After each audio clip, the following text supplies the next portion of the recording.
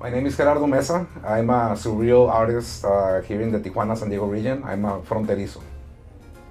Fronterizo means the people that live in the borderlands, in any border. A fronterizo, it's a different culture. It's something that a culture that is a lot of our authenticity. Tenemos mucha autenticidad como fronterizos. Fronterizo means that you live in the border, like I said, that is a borderland. So a lot of the people think about migrants or people coming from other countries or other places from our own country. As fronterizos, we have always lived here. This is our land, this is where we live. There's a saying that says, we didn't cross the border crossed us. So, fronterizo is a person, it can be any border in the world. Cualquier frontera en el mundo se puede catalogar como una persona fronteriza. A fronterizo person, from the borderlands, is somebody that can navigate on both cultures. Somebody that is familiar with the culture of both countries that are in that border, in this case Mexico and the United States. That's a fronterizo. So a lot of, I have painted Trump, a lot of my art has turned political. It's not specifically what I do.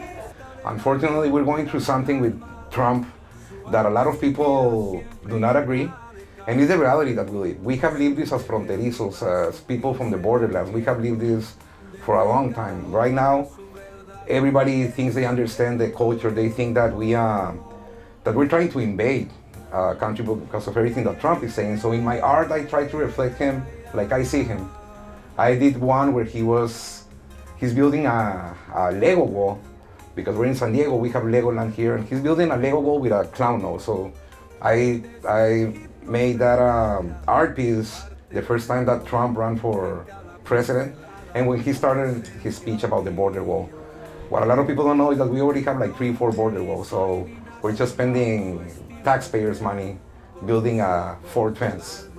Why him? Because I think that the reality that we're living, it has to be told as you perceive it.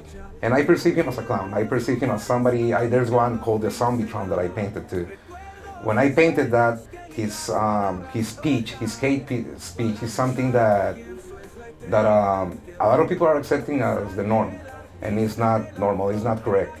So he's like a zombie, he's like a venom for society. And when I painted that, I was thinking, he's gonna come back, and unfortunately President Trump is back.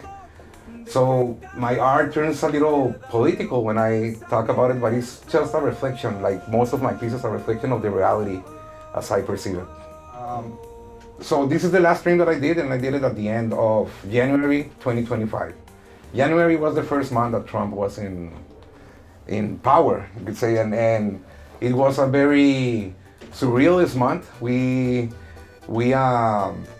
just looking at the news and looking at society, everything changed. So I painted President Trump like Nero from Rome, because I think that he's playing with his art, he's playing with his toys while the rest of the country is suffering. With his politics and the way that he's looking at, manage this country, the ones that are gonna suffer are the people living here. The perception from outside of the world, and being a fronterizo, you can see this from both countries. He's being ignored, he's being making fun of. Unfortunately, right now here, the world doesn't see America with good eyes, and it's all because of him. So that's my perception of Trump, and that's why I paint him as a zombie, as a little kid, or as a clown.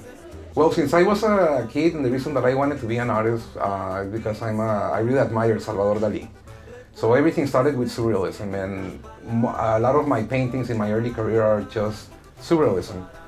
After I develop a style, I have my own style right now, which I really like because I'm having a lot of fun painting this new style, we could say. So I have these, some people call them beautiful or grotesque figures that reflect not only my perception of reality or that specific person or object, they also reflect their feelings.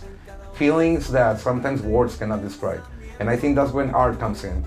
And that's what an artist do, to see the real people, to see the real feelings of people, what they have behind. I use a lot of masks in my artwork too, a lot of clown makeup on some of the characters, and I think that is because of that duality that most of the people have. We have a representation to society, but as an artist you can also see the real feelings, what they're really thinking, a lot of what is in their subconscious too, and it's a lot of in my elements. Another thing that you can see in most of my work is a lot of fronterizo and transfronterizo subject matter or style.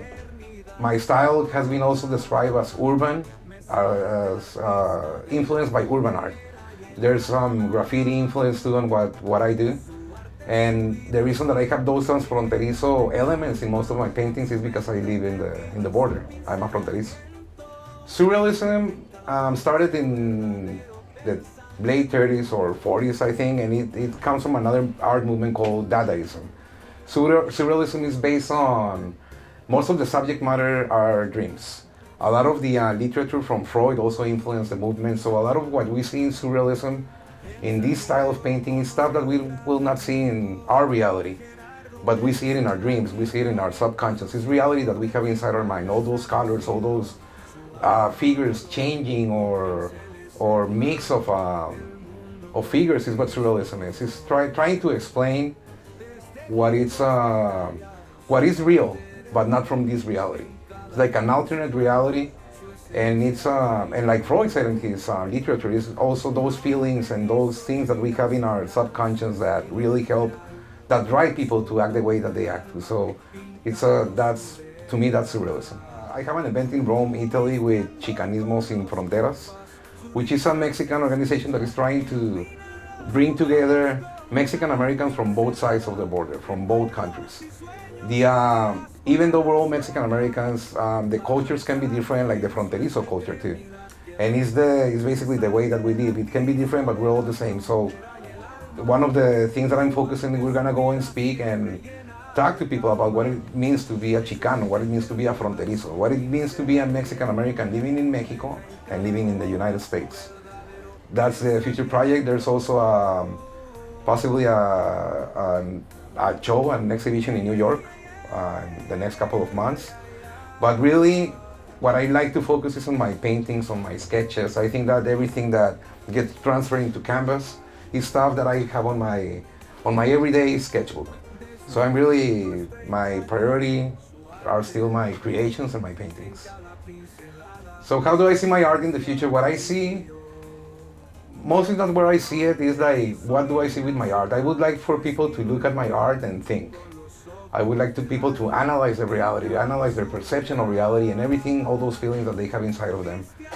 I would love to see my art reach a lot of people, make them think, make them, I don't know, get a smile or a tear from them, but I don't know, awake those feelings that people have inside of them and let people know that it doesn't have to be with words. An image is also very powerful, and it can also bring up feelings that sometimes we don't know about us. So to look more of my work, the official page, my website is mezarte.com. And my social media, on all social media platforms, you can find me with Mezarte or Mezarte Oficial. Thank you.